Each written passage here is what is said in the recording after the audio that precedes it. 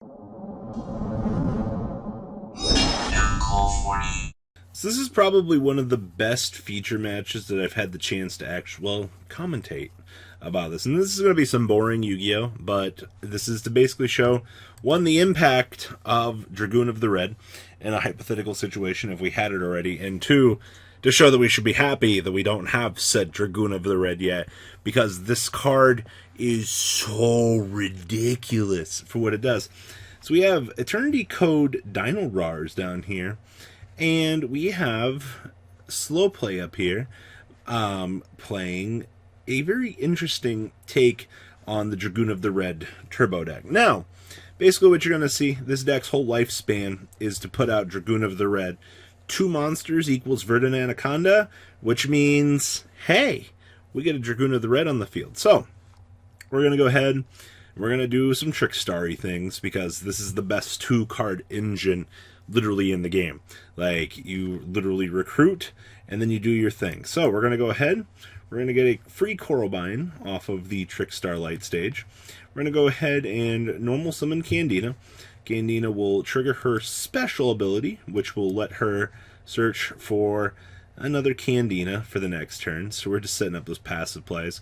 We're going to go ahead and bring on down the Coralbane here. And then we're going to link Shulkon into the Verdant, and my Anaconda don't. Remember, your Anaconda don't got buns, hun. So, we're going to go ahead, we're going to use our hidden ability, which is Burn 2k life. And then we get to send a fusion spell card from our deck to the graveyard, and then change his effect to the effect of that. So now Red Eye's fusion will be resolving for us at this point, which will allow us to dump the components to make the perfect Anaconda creature. Down comes the Dragun of the Red, ladies and gentlemen. Now we have a negate online, the potential to make a 4,000 body, and the ability to force our opponent to have to play around this card. I mean, we've also got a bad 500 on the board, but that's fine. So we're going to pass turn. We're more of a going second deck. As you can see, the Dark Ruler no more. And we have topped the Kaiju. Alright, well, we're going to start busting through this board now. We're going to hand our opponent the Kaiju, and our opponent's going to look at us and go, oh, isn't it great just busting through our opponent's board for free? Now we're going to reveal the Agnazad in our hand, which is going to trigger. We're going to pop off 2 of our friends, which one of them is the Elio, and the other one is the baby Ceresaurus. Alright, we're going to get ashed on the baby, that's fine. And we're going to normal summon Agrosaurus. So Agrosaurus, on normal or special, we can destroy 1 dinosaur monster in our hand or face up on the field. Then we can add 1 reptile, sea serpent, or winged beast monster with the same original type, or 1 evolution pill from our deck to our hand. Look what we got. We've got a double evolution pill. Plus, our opponent ashed the baby Ceresaurus. So now Pterodon is going to trigger, which, oh man, this feels good. Down comes the Oviraptor, and now we're going to start wrecking our opponent here. We're going to grab the miscellaneous Ceresaurus, trigger the miss, summon out a baby. Alright, baby gonna do its thing, and we've got a giant Rex. Now, we're going to make Dolka. Oh man, that feels good. We're going to go ahead and link summon into the IP for the opponent's turn play. And then we're going to make the ultimate conductor. And now, if you don't mind, we're going to start ripping through our opponent's board. Alright, ultimate conductor smash. Yep, we're going to game 2. Literally, ultimate conductor is 3,000 damage over the stupid little Anaconda. Like, I love how dinosaurs feel like they were just made to go punch through these stupid little Anaconda cards. Alright, game 2. We're off to the races. We're going to see if Anaconda doesn't get 2-0'd here. Alright, so we're going to go ahead and we're going to activate Light Stage. Oh man, we're good at this game. The Light Stage will be added to our hand. We're going to go ahead and go, haha, Light Stage for the Candina. What you going to do now, nerd? Also, Hornet Drones equals full combo as well. So now, Candina is going to trigger. We're going to go, oh, hey, look. We're going to get another one of these. This guy has a really bad time opening up Candina and the Coralbane in the same hand. Alright. Down comes the Anaconda. Now we have to start pushing through the field. Red Eye's Fusion touching down and resolving. And we're going to establish a Dragoon of the Red. Now our opponent is going to have the pot of Banish 10, because they are really good at this game. I love +1 so much. So we're holding Red Eye's Fusion, Wyvern, Hornet Drones, Candina. I mean, this hand's not terrible. This is the downside to, like, playing Wyvern, though. Like, they're so worthless turn 1. Like, I get why you play them, but it's fine. Alright, so we're going to just set 1, which is the Hornet Drones. Now we're going to activate Fossil Dig.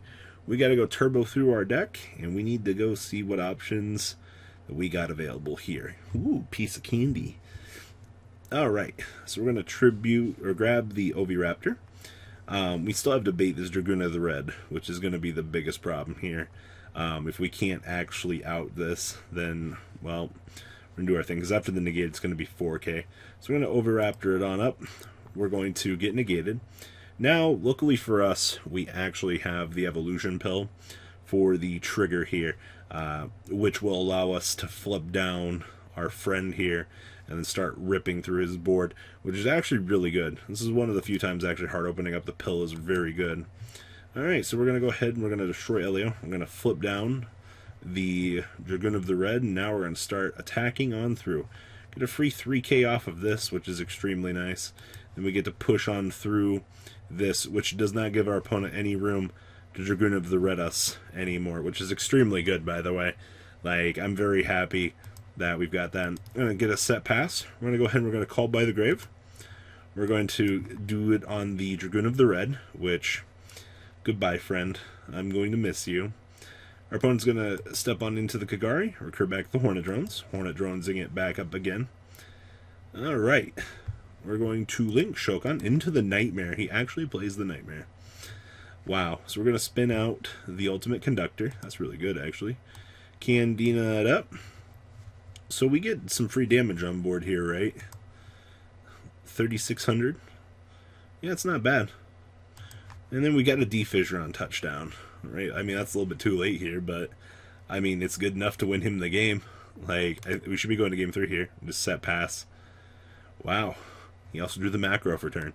Yeah, we're stepping on into game 3 here. So, the downside to Anaconda is you're putting a little body on the board, but that's fine, because in the long run, it's how you're going to win these matchups. And you're seeing Ultimate Conductors tearing through these fields. Alright, so we've opened up Nemesis Flag, Miscellaneous, Baby Ash, and the Overtax. Let's see what he does. Red Eye's Fusion's going to get ashed. That's got to be the best feeling of the year right there. I'm actually surprised to see that he led off with the Fusion, and he didn't lead off with the Desires, because I would have made the argument there that he would have been in a much better position. We're getting a T-set pass. Is this what happens when you get Ash Blossomed on the Red Eye's Fusion? Oh man, that's disgusting. Alright, well, Ash Blossom, very, very powerful card. Yikes. Alright, so we're going to go ahead and miscellaneous it up. We're going to banish. We're going to special the Agrosaurus. Remember, this thing has the normal or special. We're going to blow up the baby Cerosaurus in our hand, which is going to get us a double evolution pill. Alright, we're in business. Now that we got a pill, down comes the Oviraptor, getting us some more friends. Going to continue to pop, build a board. Now we've got Dolka. Now, we're going to Nemesis Flag. So you can target one of your banished monsters, except for Nemesis Flag. Special summon this card from your hand. If you do, shuffle the target into your deck. During your main phase, you can add one Nemesis monster from your deck to your hand.